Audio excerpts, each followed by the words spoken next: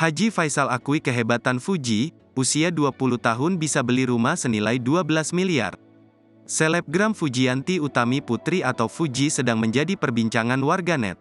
Bukan tanpa sebab, mantan kekasih Tarik Halilintar itu berhasil membeli rumah mewah di kawasan Cilandak Townhouse, Jakarta Selatan. Tak tanggung-tanggung, di usianya yang terbilang begitu muda, Fuji membeli rumah baru yang bernilai belasan miliaran rupiah.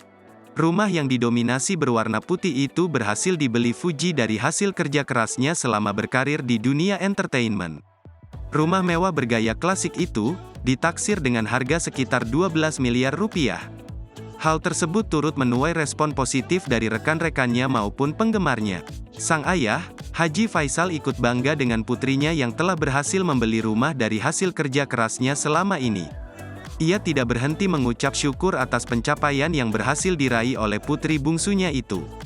Kebanggaan Haji Faisal kepada Fuji pun tentu sah-sah saja, mengingat perjuangan keras putrinya itu untuk menembus dunia entertainment tidak semudah membalikkan telapak tangan.